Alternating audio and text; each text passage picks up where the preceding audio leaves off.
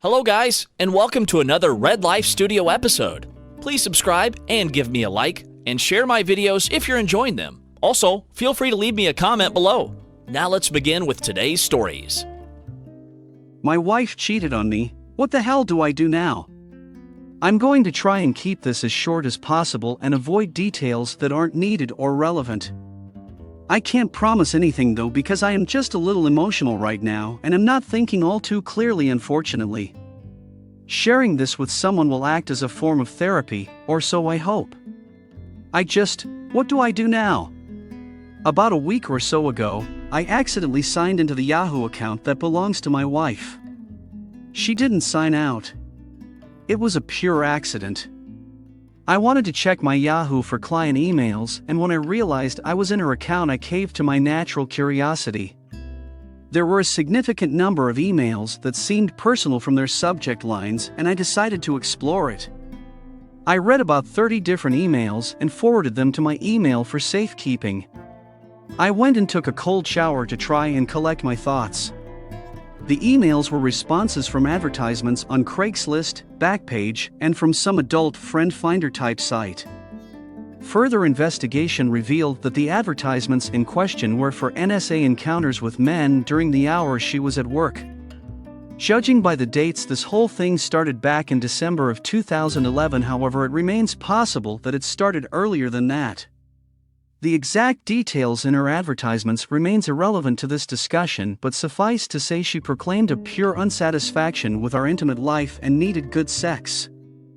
I guess this one hurts me the most because I have always advocated open discussion about our sexual desires and sexual needs. Open discussion about this topic leads to a healthy relationship, or so I honestly thought. I never knew she had these desires, and she never shared any of it with me. If only I had known then, perhaps I could have explored them and given her what she needed and what she wanted. I decided to confront her about this. What other option did I have? So I made the decision while taking a cold shower to confront her. I printed off the emails and set them aside in preparation. Somewhere along the line, I decided to look at her cellular. I just wanted to be sure. I wanted to be wrong. I had to know for sure before I did anything. About 2 hours after I made this discovery, she arrived home from work. As per her usual routine, she decided to take a shower. I never suspected anything about her after work showers until now, and found myself wondering why she insisted on taking a shower whenever she got home before doing anything else. Was she trying to wash away any evidence of a recent encounter that day? Or was this perhaps an innocent action by a working woman who felt dirty after a long day at work? Off to the shower she goes. I hear the water go on and the telltale signs that she's bathing. I literally dart across the living room to her purse and begin digging. The first thing I find is a small package of lifestyle condoms. This is not a good sign because we have never used protection together. The gears in my head are in overdrive and I can feel dread building within me as I discover her cellular. It's an Android, of course, and I access the gallery. Time stopped for me in that instant. Photos. Naked photos of my dear wife. I didn't take these photos. She took them herself. I had never seen them.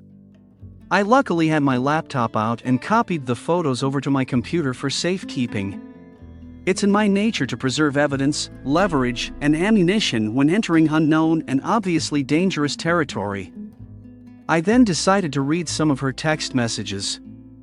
I saw no evidence that any of these photos had been sent, but I did see one solitary text message that left me broken inside. It read in part, "Thank you for the other day. You're a wild one. We should meet again," but she had not replied to it yet. The date stamp was 3 days old. My day had been shattered, my heart broken, and I was about to venture into hell.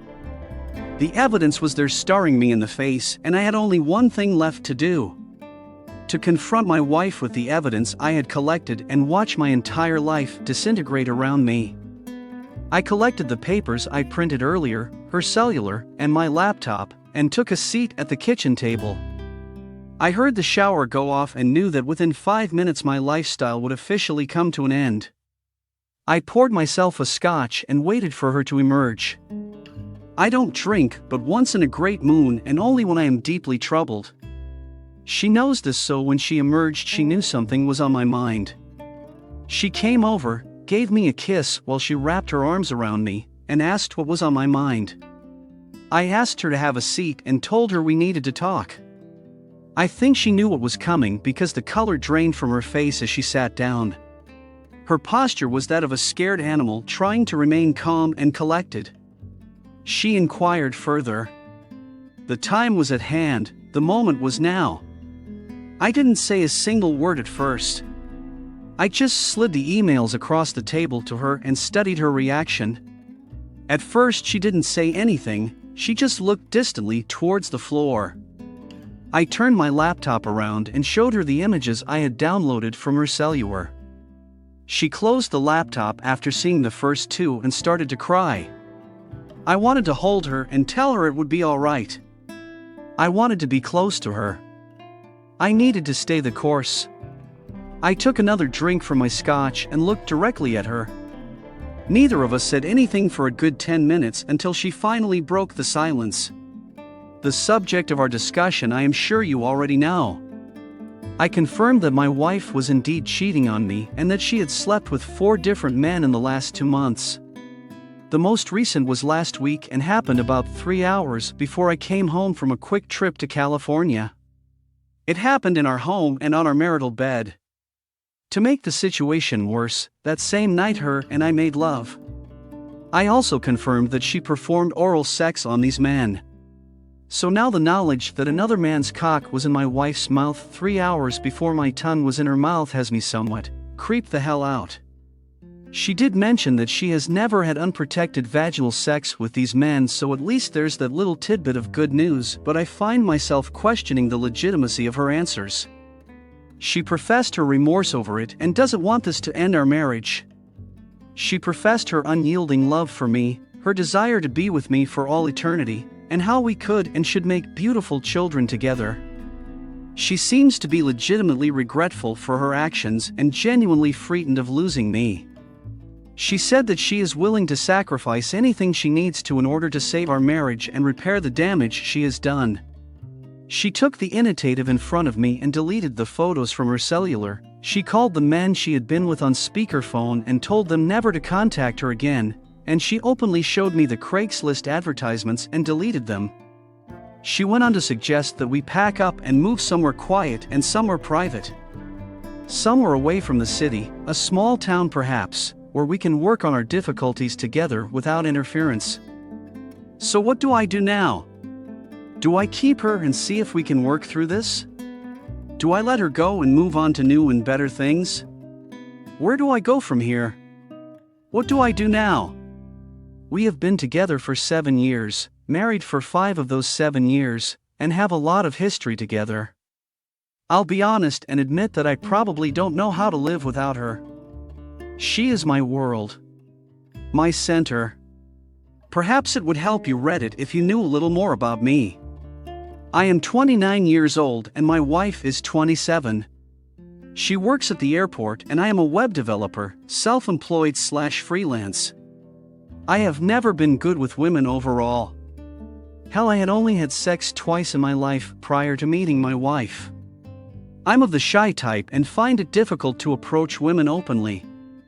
I've always been selective of my intimate partners and I like having an emotional connection prior to intimate relations.